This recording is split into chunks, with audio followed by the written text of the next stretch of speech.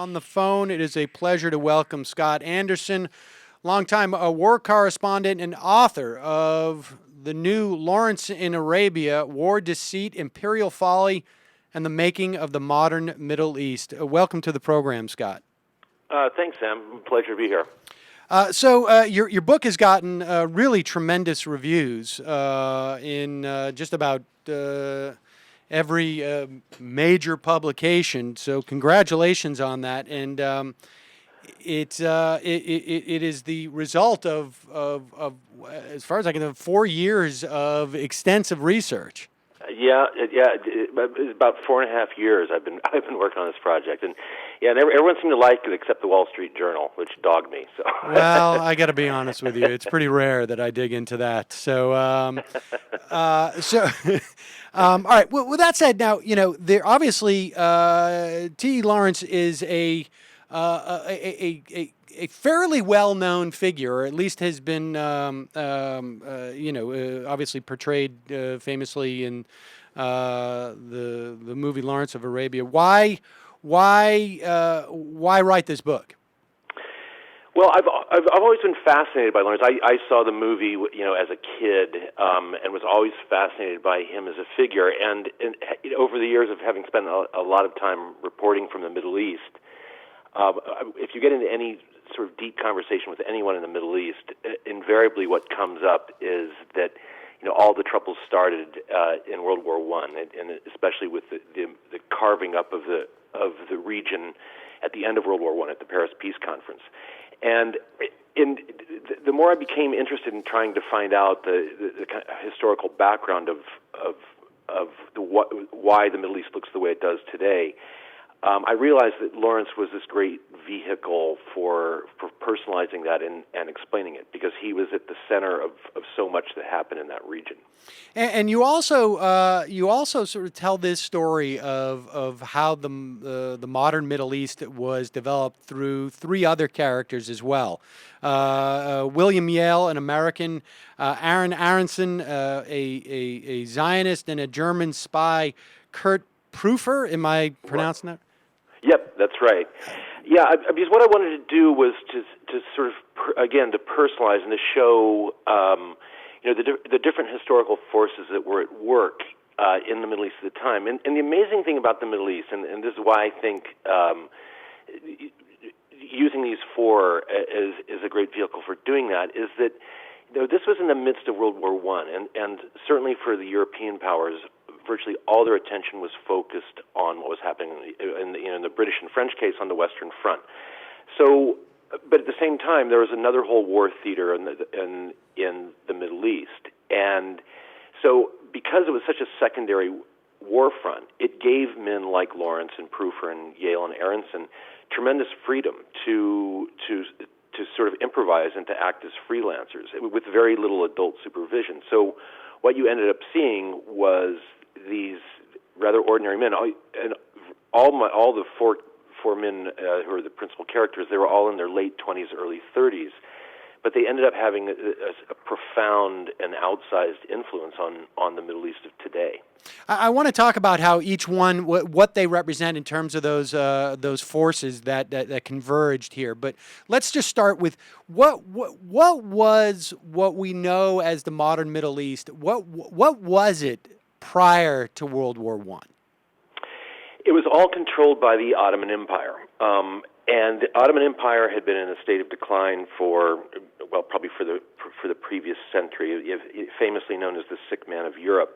And the different European powers had taken turns nibbling away at the Ottoman Empire. The British had grabbed Egypt, the French had grabbed Morocco and Tunisia. They had lost most of their holdings in Eastern Europe.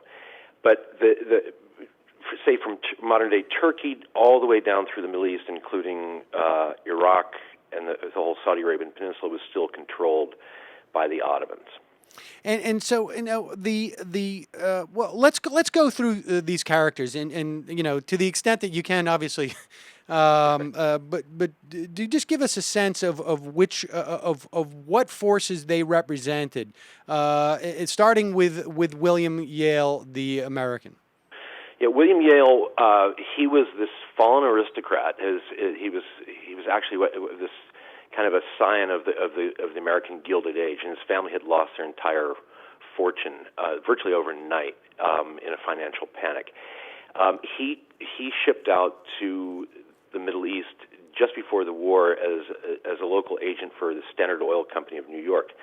So when the war came along, he was in in Syria, but in present-day Palestine or Israel, basically lining up oil concessions for Standard Oil.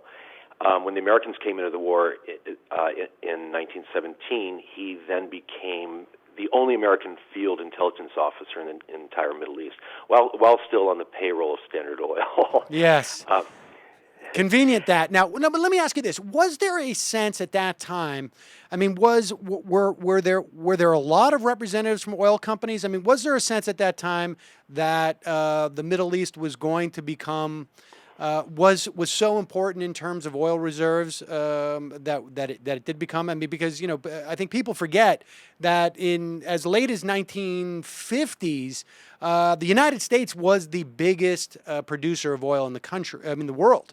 That's right. And yeah. So was there a sense that this is going to be a valuable asset in the future, or was this guy just sent out because we got to do a certain amount of due diligence and we've got this guy sitting around here, let's send him out there? It's a bit of both, because basically what was happening by the beginning of World War I is that armies were starting to become mechanized, and so the demand for oil was growing exponentially, but still, an infinitesimal fraction of what it would become. But interestingly, they really guessed wrong of where they thought oil was going to be. By the beginning of the 20th century, they had found oil in around the Caspian Sea or in Baku, and they had found it around Basra at the head of the Persian Gulf. No one had any idea that it was going to be found in the Arabian Peninsula. In fact, the reason William Yale was in Palestine was because by all geological surveys, everyone thought if there was any major oil to be found in the region, it was going to be along the Dead Sea. It was in what is present-day Israel. But so nobody really thought about the Arabian Peninsula. And as a result, and this kind of plays into why these four men had such an outsized influence and were able to sort of operate on their own. Basically, Arabia was a sandbox to the Western imperial powers. Because again, they really did not. They had geopolitical concerns about carving up the region into their imperial spheres after the war, but the idea of oil was a little bit into the future. And okay, so Aaron Aronson, tell us about him. Aaron Aronson was an agronomist. He was an agricultural scientist who had emigrated from Romania as a kid to Palestine. He was a Romanian Jew, and was probably the most famous, or certainly the most accomplished agronomist in Syria, and was very loyal to the Ottoman cause. When World War I started, when the Ottomans joined with Germany, he was able to travel around as a scientist through Syria, and he saw the devastation that was coming to the country, in addition to seeing the Armenians being uprooted and dying en masse. And he decided that the only future for the Jewish population in Palestine was to jump to the other side, specifically the British, who were operating out of Egypt. So he set up a Jewish spy ring throughout Palestine, and through a very tortured process, finally put them in service of the British Army in Egypt. And the German spy, Kurt Prüfer. Yeah, Kurt Prüfer. It's funny. Prüfer had a very similar biography in some ways to Lawrence. He was an Oriental scholar. He had before the war he had been attached to the German embassy in Cairo, but very much a scholar, very slight, a soft-spoken man. And when the war came along, what Germany realized, or their strategy in the Middle East was, we're the only imperial power in Europe that doesn't have Muslim colonies. We have not. We don't have Muslims that are our subjects, and so both Proofer and his immediate supervisor came up with this idea that they could spread Islamic jihad against the European colonial powers, specifically the British and the French, and undermine British and French control in the Middle East, basically through insurrection. So Proofer spent almost all of World War I as the chief German counterintelligence officer operating in Syria, and knew Aronson. It crossed paths with William Yale. So it's this great kind of spy versus spy story of how these men's lives kept intersecting. So if Proofer represents Germany's desire, I guess, on some level, to sort of undercut the British and perhaps the French hegemony, or to the extent that they had any, or attempts to get hegemony in that region. What does Lawrence represent in terms of why those powers wanted that type of influence? I mean, this is, sort of if there isn't a sense that there's a huge amount of oil there, enough to justify, sending, Yale and sort of allowing him to freelance, but what was the agenda there? Well, it's a rather ironic one, because what happened as the war in Europe grew worse and worse, and the body count grew higher and higher. And this was especially true with the French. It was, how do you justify this incredible waste of lives and of treasure? So as the war went on, they looked more and more of what around the world they could grab afterwards as kind of the booties of war, as the consolation for basically having destroyed a generation of your own people. And the area of the world was the Middle East. That was the one sort of uncharted territory.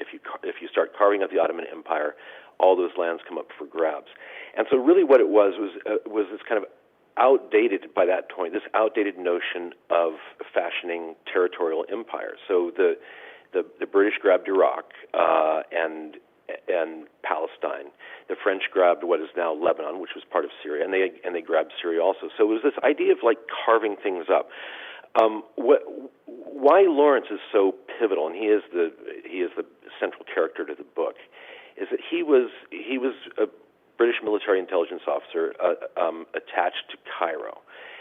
He then ends up being the liaison to the Arab rebels fighting in Arabia. And what Lawrence knows is that the British have made all these promises to the Arabs, basically to give them virtually full independence after the war of virtually the entire Middle East. At the same time that they've cut a secret deal with the French to carve up those same places between their two empires. So as Lawrence is in the field fighting with the Arab rebels, he becomes more and more morally conflicted, because he knows that the men that he is enlisting to fight and die alongside him, supposedly in the cause for Arab independence, are actually going to be betrayed in the end. And so he became incredibly tortured. In his book, Seven Pillars of Wisdom, he referred to himself as a fraud and as a charlatan because he was carrying this guilty secret. And he ended up telling the Arab rebels exactly about the secret deal between the British and the French, and really going rogue. Lawrence, by the end of the war, was active, even though still a British Army officer, was actively working against the designs of the British Crown and fighting for Arab independence.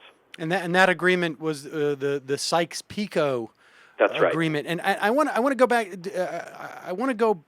I want to return to that in a moment. But Lawrence was there. I mean, there's two things that strike me that interesting just about the notion that he was in a position to betray that knowledge to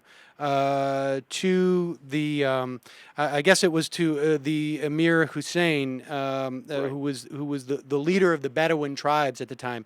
But that's right. Yeah. One thing that strikes me is just we can see the mentality of, or the imperialist mentality of the British, the notion that, this guy, that we can tell Lawrence this, or I mean, that he can be aware of the fact that he's betraying these people and we have no concerns that he would in any way leak this information is sort of fascinating, and I think indicative of what the mentality you need to be able to sort of baldly lie in the first place. Mm-hmm.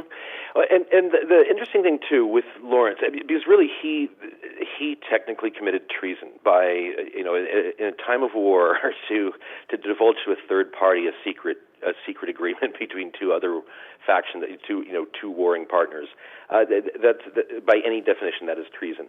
And I think that in almost there were certainly people who suspected, if did not outright know within the British military hierarchy, that Lawrence had been passing this information to the Arabs.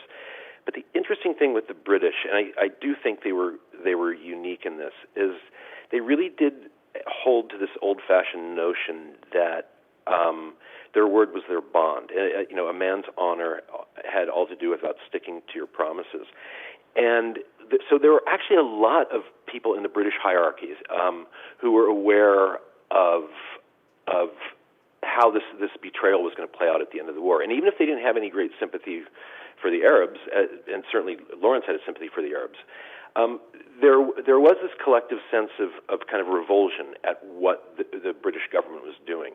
So I think in any other warring faction of World War I, French, the Germans, the Americans, Lawrence would have been put up in front of a firing squad. I think that there was something quite unique about this old-fashioned notion of the British that served to actually inoculate Lawrence.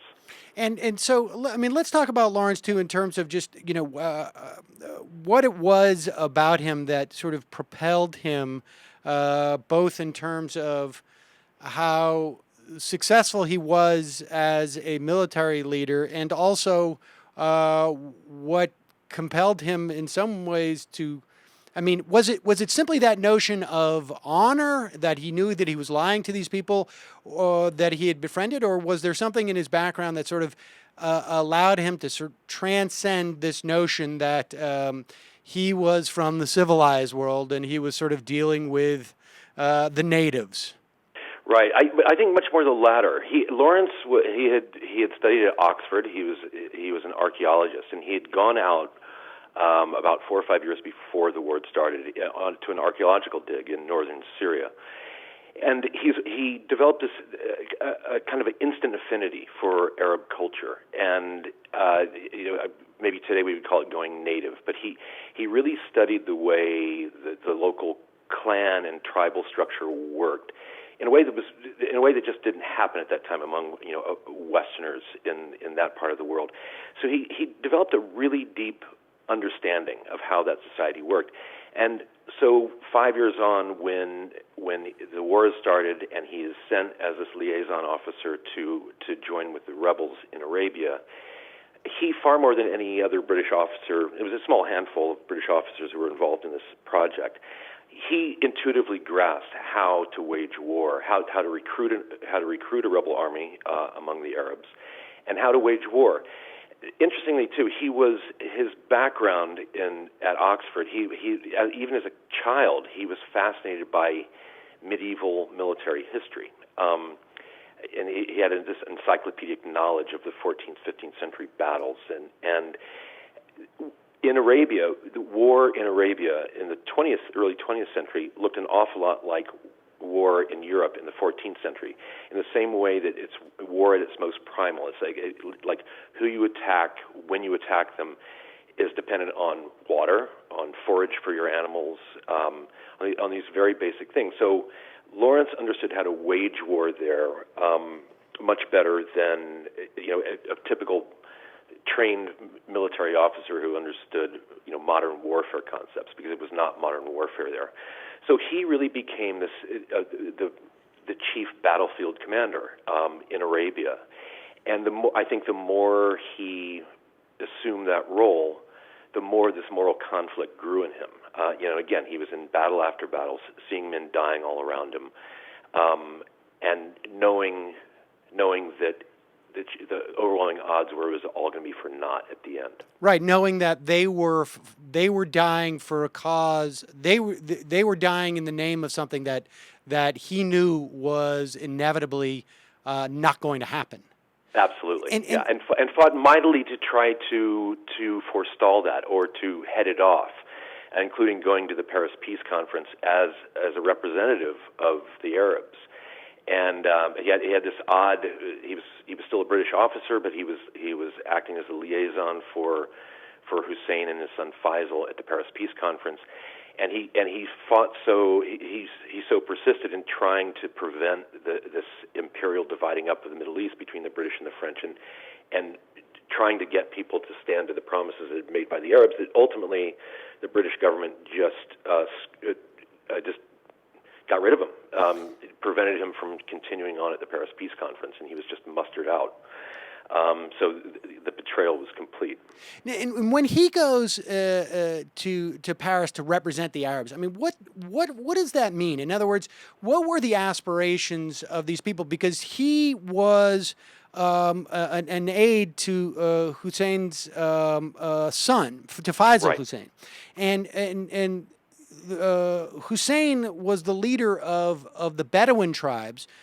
I mean, just tell us the players, because Bedouins now seem to be almost sort of, there doesn't seem to be a nationalism within sort of a pan-nationalism for Bedouins. Maybe I'm phrasing that wrong, but my understanding is that the Bedouins tend to feel associated with the country that they're in, regardless of what country it is. What were the other sort of tribes? I mean, what was the relationship?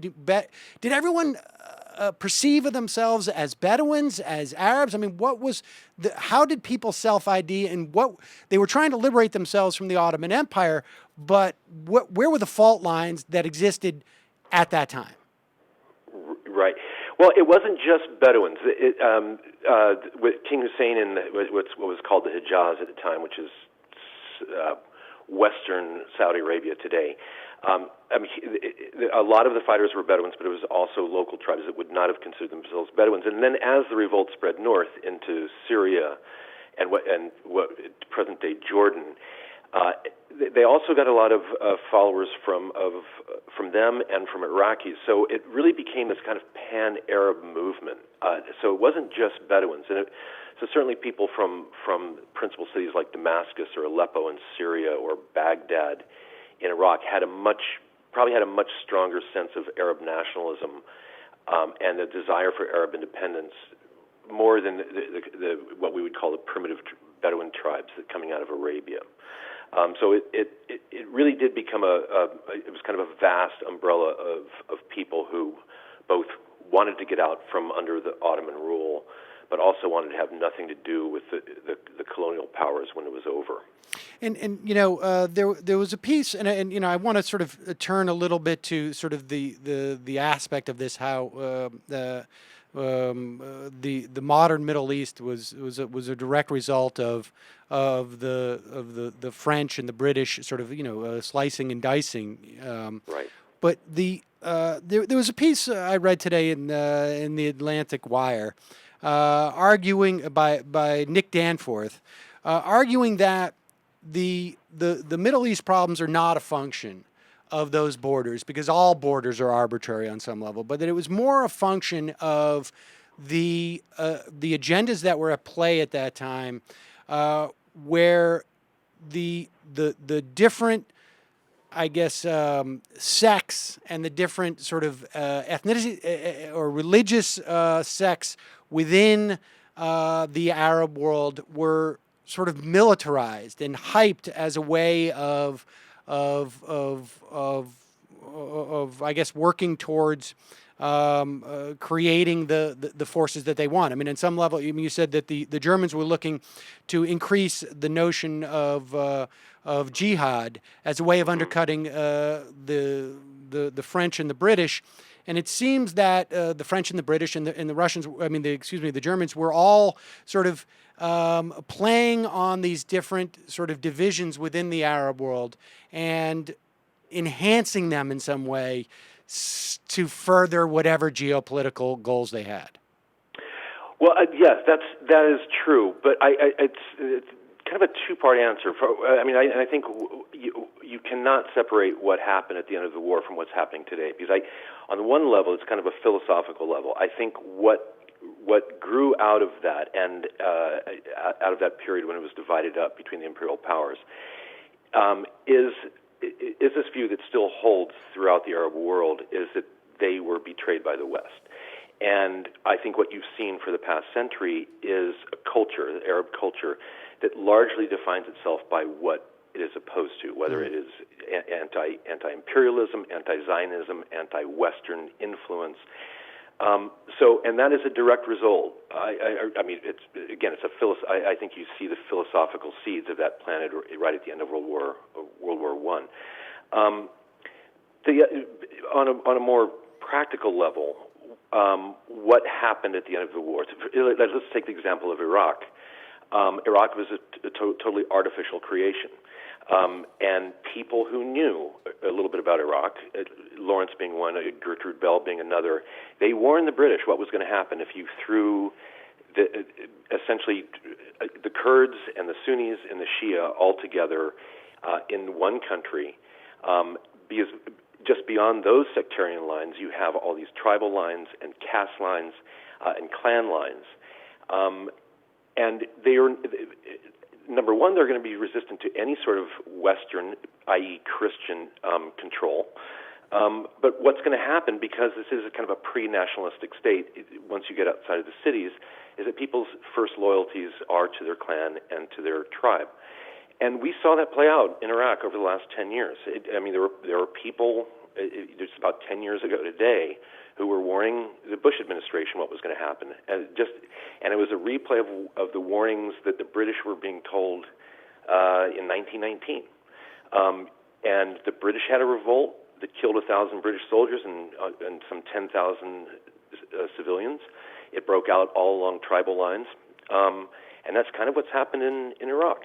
So the idea that you can somehow separate that this is ancient history and it's not playing out today, I just think is a complete fallacy. Well, so what would be? Let's presume, for a moment, let's presume that the Brits and the French did not have this calculation that we're going to need something to show for this.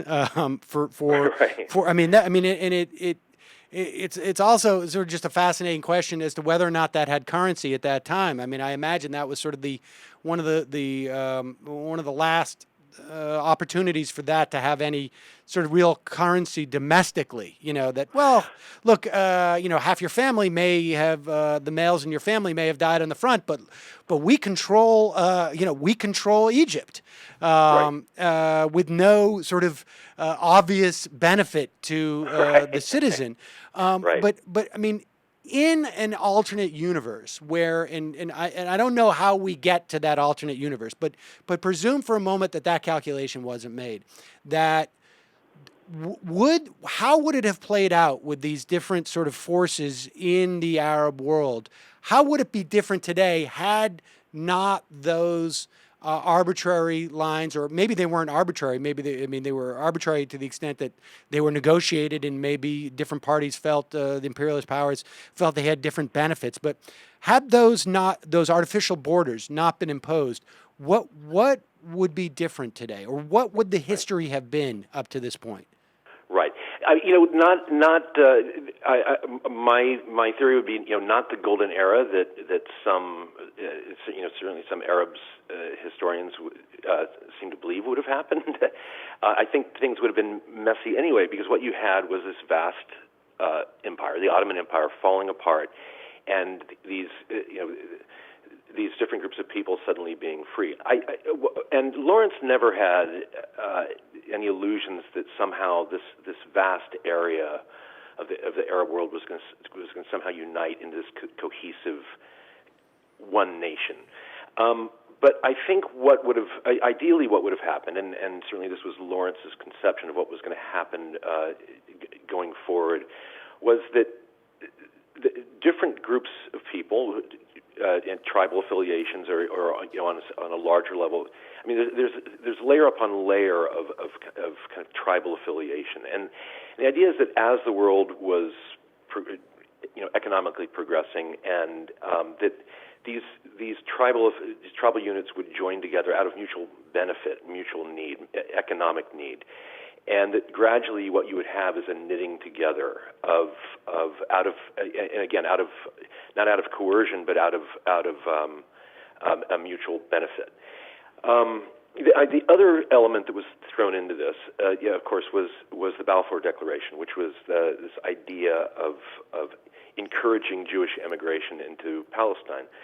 And Mark Sykes, who was the British diplomat who was the co-author of the Sykes-Picot Agreement, Balfour was a whole separate new thing. And he just very blithely said, I see no reason why the resident population of Arabs in Palestine would have any objection to more Jews moving in.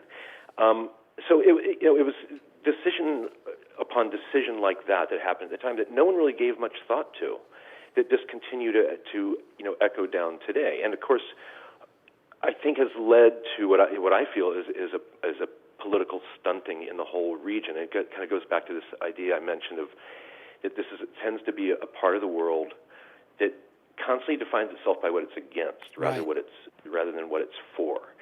And we have seen for decades how different repressive military regimes in the region, for example, have used Israel as a whipping boy to channel popular discontent to an external enemy. And I mean,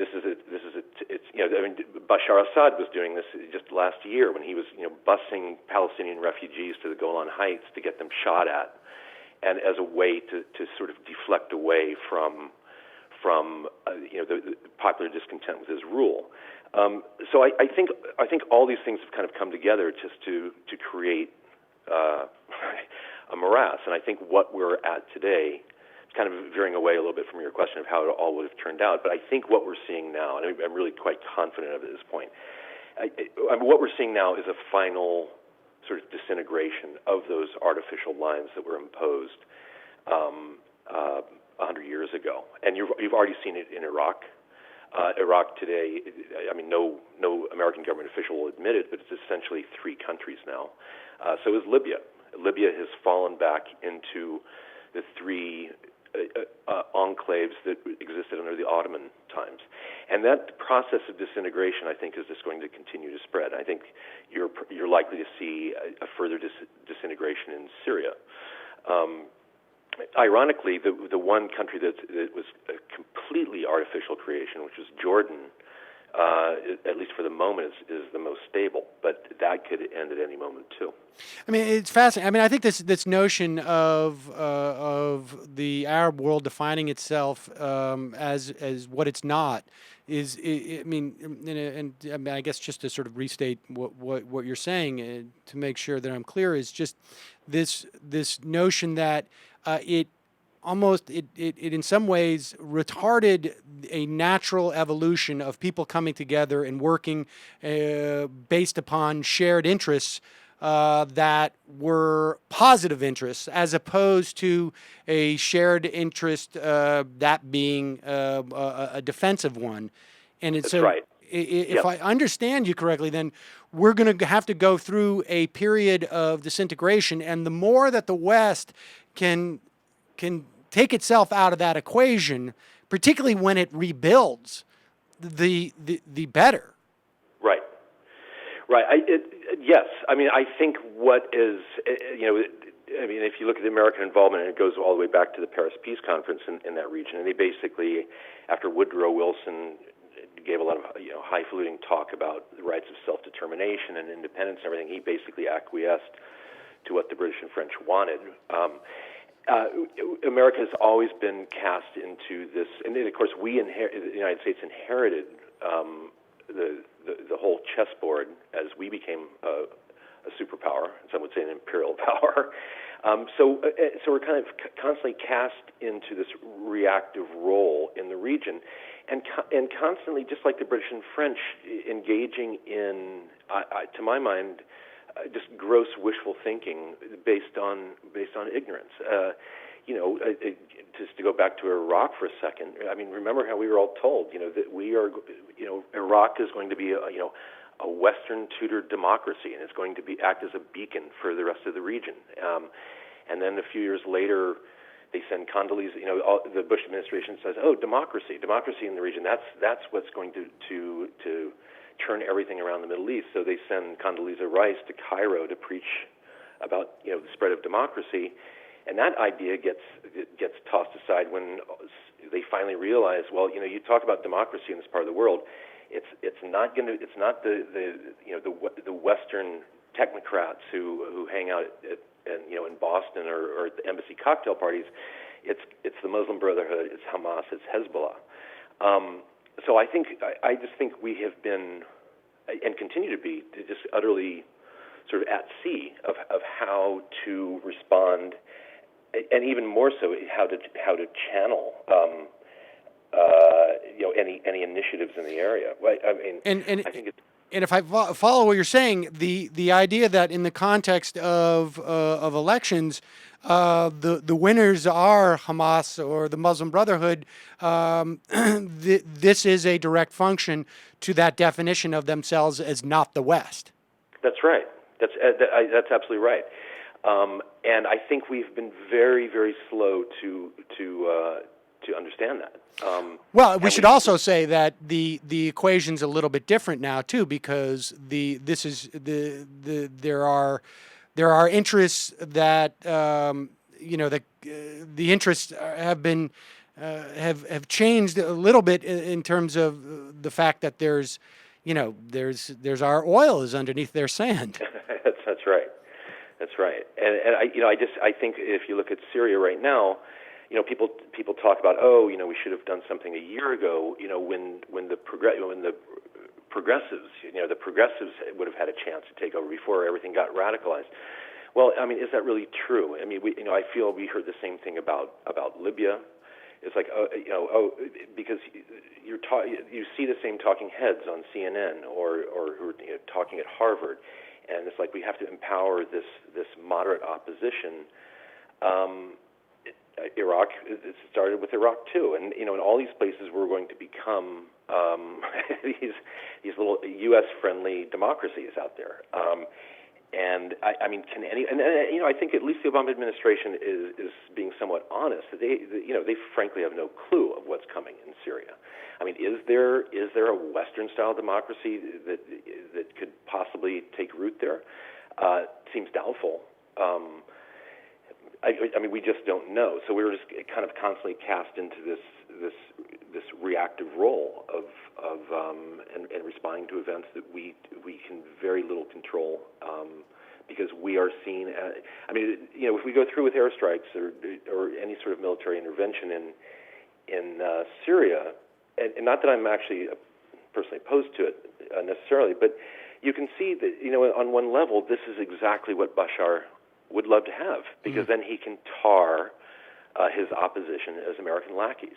I mean, this is the Middle Eastern game.